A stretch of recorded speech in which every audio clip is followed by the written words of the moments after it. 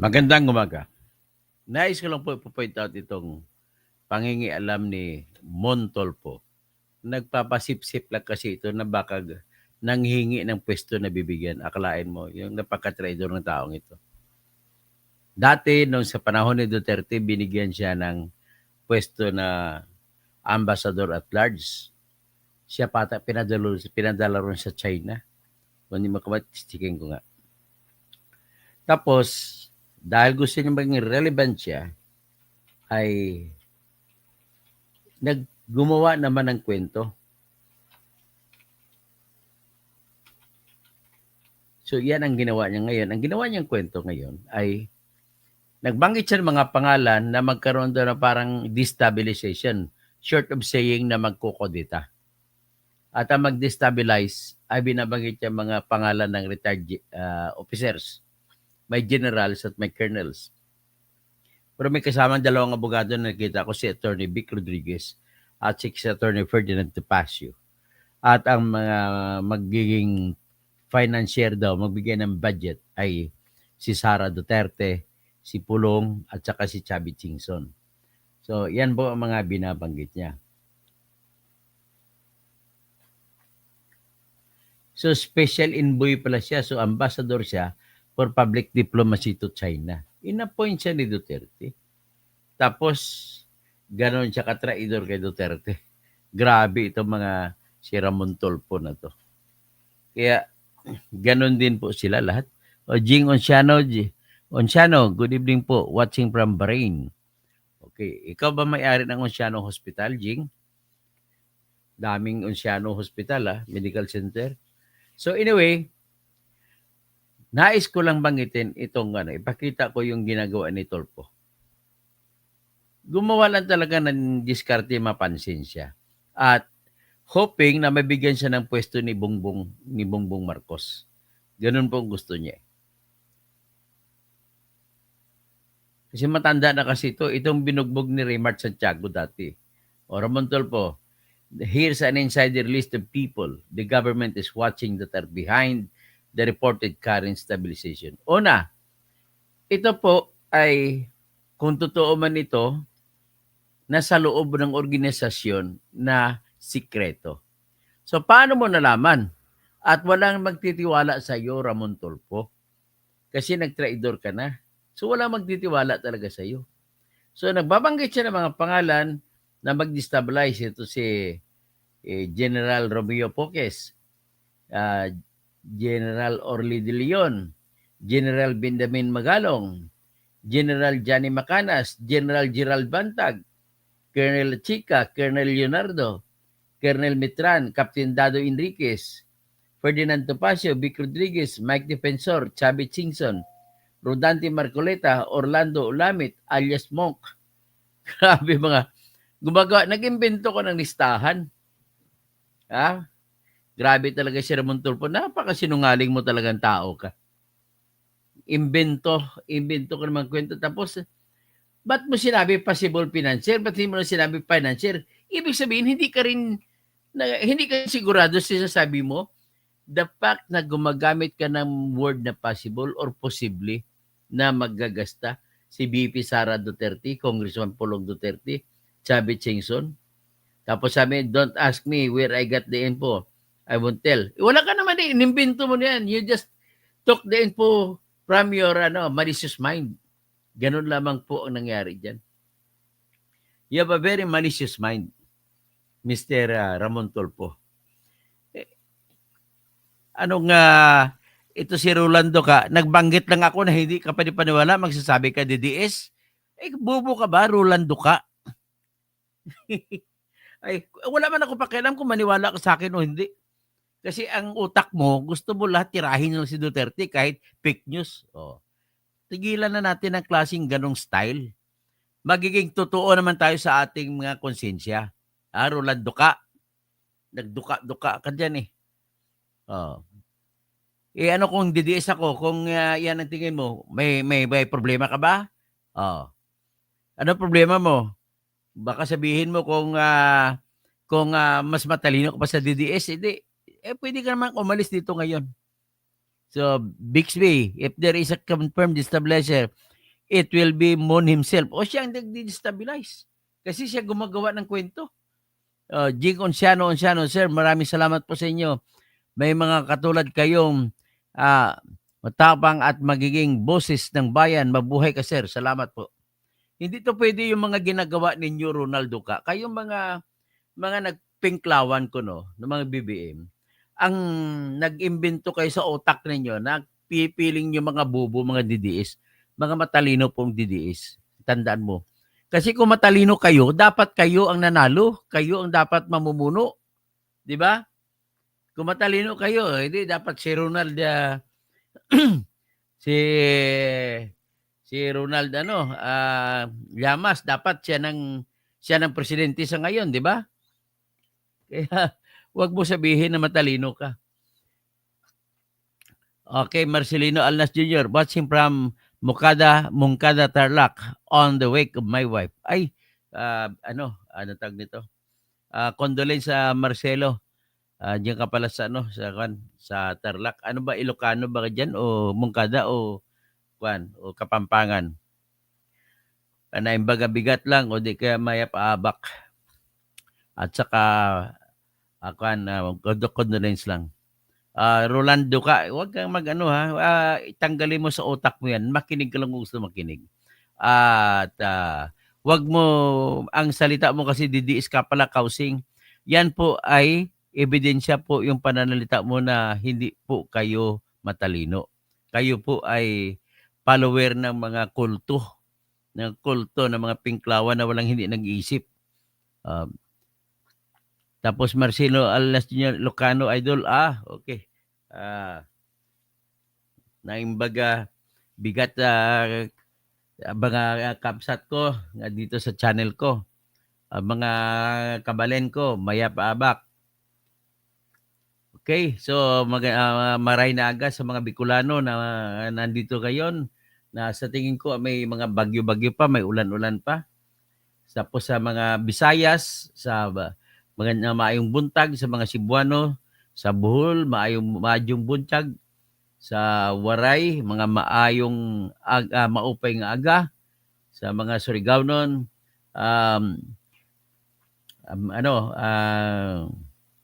Maradyaw, buntag, may Maradyaw nga aga sa inyo. Okay. Sa maramay naat sa mga tausog.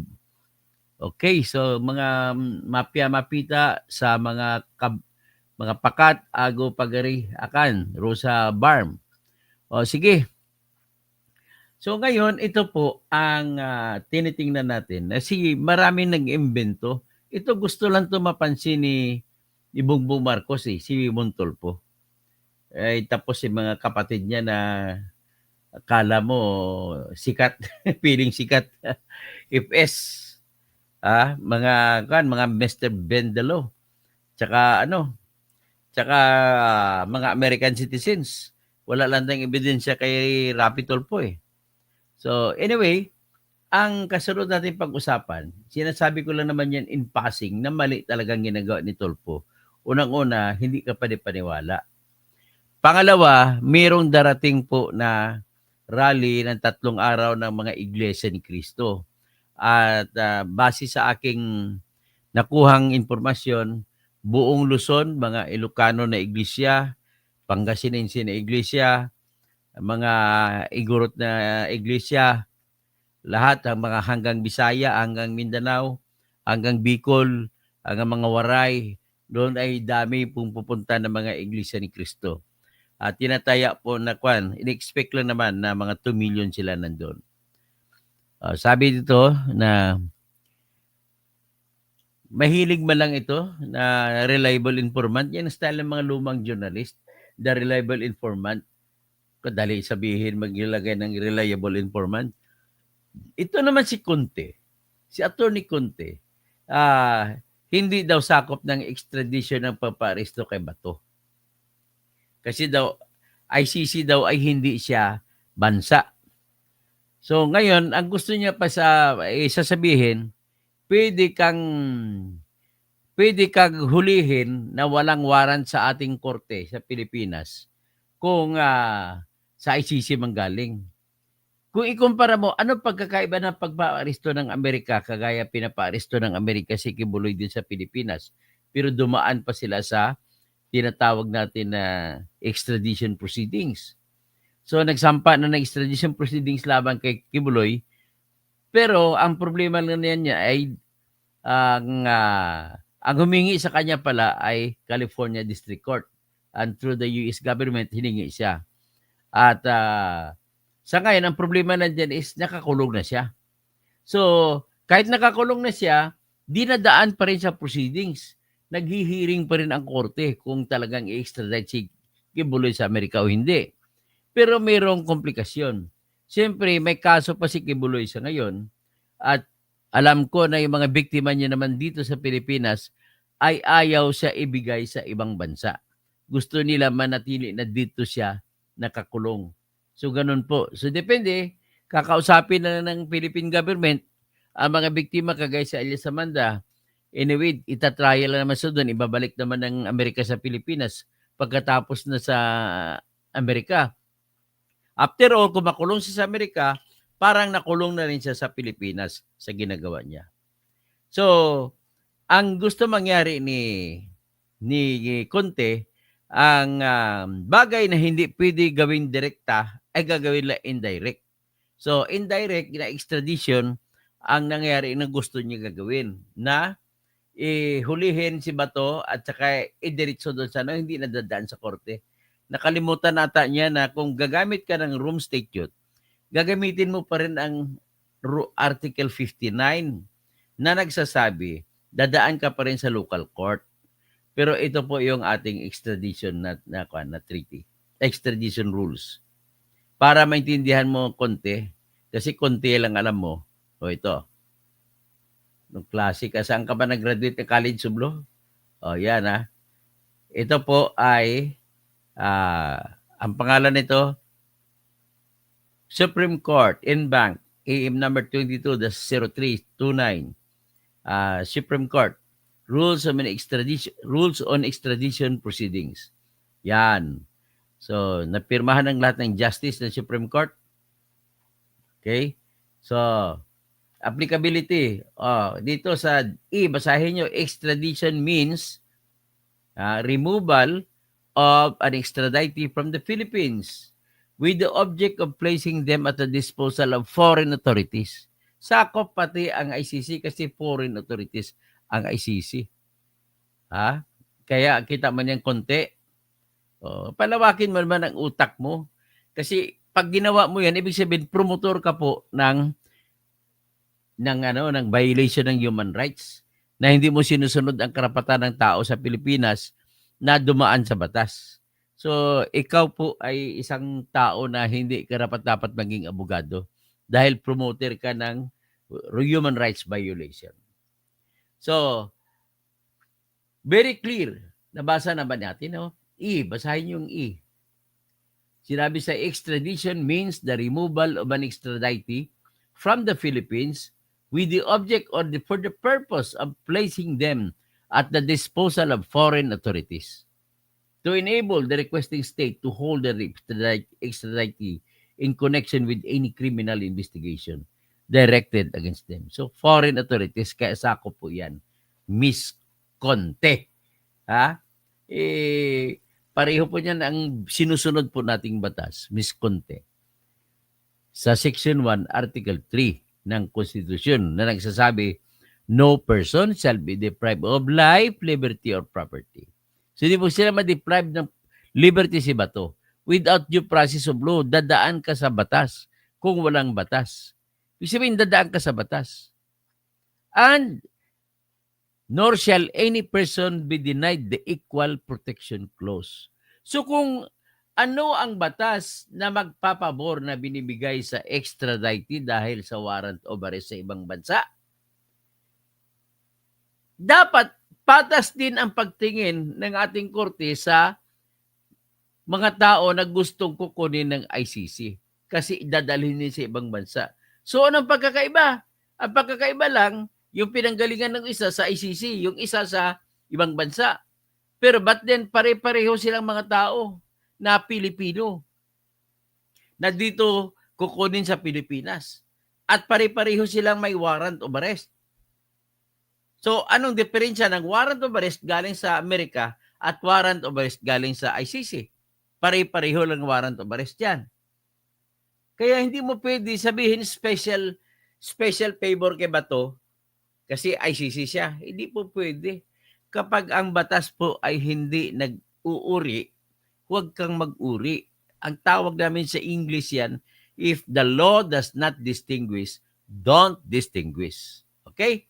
So ngayon, ang pinagbabasihan niya sa pagsasalita ng ganon ay yung article, Republic Act 9851, Section 17. Basahin natin ang Republic Act 9851. Ito po yan.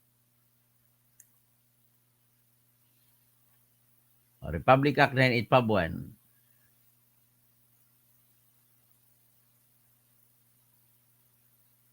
Yan, ito. So, yan. Pero, Section 17 ang pinagbasihan. Tingnan mo natin sa taas. Republic Act 9851.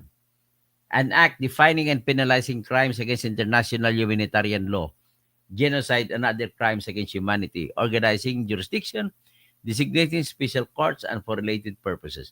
Punta tayo sa Section 17. Jurisdiction.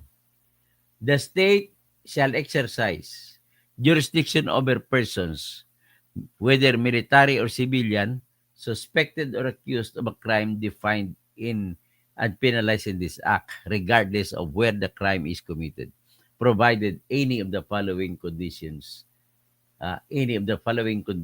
is met. So, ang Estado ng Pilipinas ay pwedeng maglilitis at maghusga sa mga tao, kahit military man siya o civilian, basta na akusahan o suspetsahan siya nag-commit ng crime sa ilalim ng nitong batas na ito, na kasama dyan ang crime against humanity.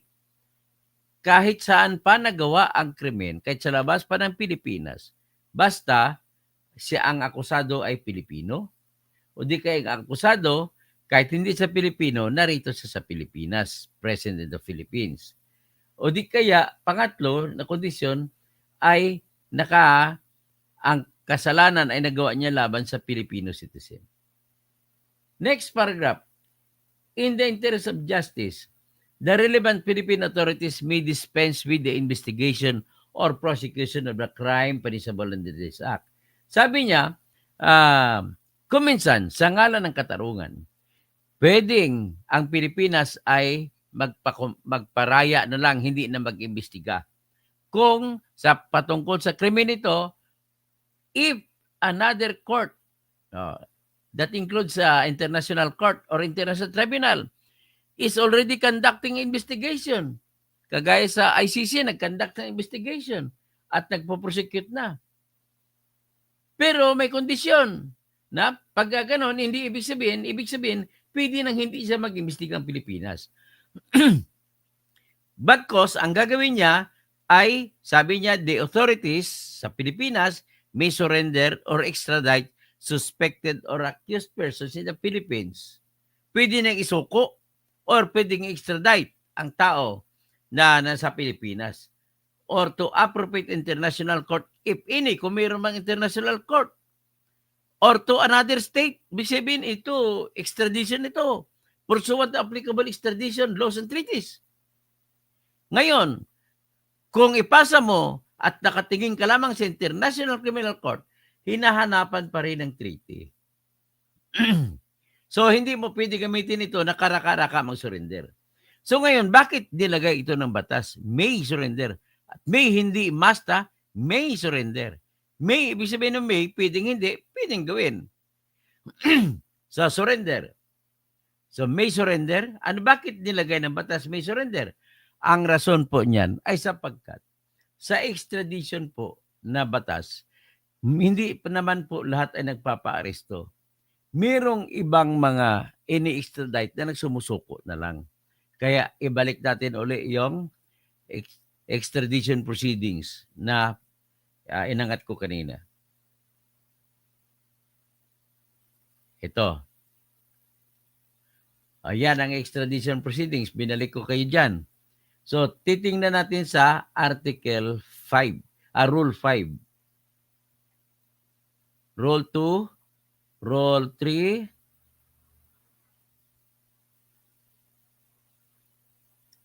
haba nung ano. Rule 3, yan, piyansa, bail. Tapos Rule 4, provisional arrest. Rule 5. Ang Rule 5 po, patungkol sa voluntary surrender. Ito yung tinutukoy na surrender. Kung sumuko yung si Duterte o kung sumuko si Bato, saka pa lang pwedeng isurrender. Kasi nakalagay dito, kung sumuko na ang tao, papipirmahin na siya pati abogado niya at hindi na magkaroon ng extradition proceedings. Nakalagay niyan. Tapos nakalagay dito, pagkatapos kung sumuko, magpapalabas kagad ng utos ang korte, directing the appropriate authorities to implement the extradited surrender to the requesting state and dispensing with the filing of a petition. Hindi na magsampa ng kaso ng extradition. Basta sumuko. Yan po ang tinutukoy kung bakit may salitang, may sinasabi ng salitang may surrender or extradite. So, intindis na? Siguro, naintindihan na ni Atty. Conti ito. Konti lang kasing alam mo eh. Yan ang problema sa iyo eh. Hanggang dyan na lang ha. Maaga pa naman at siguro sana hindi kayo mababasa ng ulan. Si Jorem, naimbang ang bigat, Mo Kabsat, Doc Engineer Toto, Bixby, and Atty. Conti can destabilize the Titanic again simply just by blowing at it with their lips. Best regards to you always, Sir Toto. Salamat, Bixby. Marcelo Alnas, Sir ulit, Kabsat, naimbaga bigat mo, Kabsat, at ano na lang, condolence na lang sa buong pamilya mo dyan sa Tarlac. Saan ka ba sa Tarlac? Sa Ramos, may ginawa po akong bilang engineer, may ginawa akong bahay dyan, 4 stories. Sa Ramos, Tarlac, pagpasok sa paloob galing highway, sa bandang kanan. Yan ang ginawa ko bilang engineer. Sir, maraming salamat po sa inyo. May mga katulad kayong matapang, Jing Unciano, Roland Duca. Okay, so yan na po ang masasabi ko at salamat naman. Ako'y dito taga-correct lamang ng mga ginawang mali ng ibang mga abogado na dahil sila'y interesado, pinipihit ang batas para pumabor sa gusto nila. Yan po. So, I want this all lawyers know na wala pong sinabi ang Supreme Court na magkaiba ang sitwasyon kung sa ICC o kung hindi pare-pareho po yun dadaan lahat kasi nga sa Rule 1 sa Rule 1 Section 2 sa definition nakalagay sa paragraph E na ang purpose ng extradition ay para kunin ang tao sa Pilipinas at isuko at the disposal of the foreign authorities. Ganun pong eksaktong salita. Kaya don't belabor. Kung mamimilit pa sila, lahat po ng abogado na magsasabi na iba ang extradition kaysa ICC na warrant, well, let us test the case. Magsasampa po ako ng disbarment for gross ignorance of the law sa lahat ng mga abogado na magsasabi na hindi na kailangan dadaan sa korte. Okay? Okay, magandang umaga po.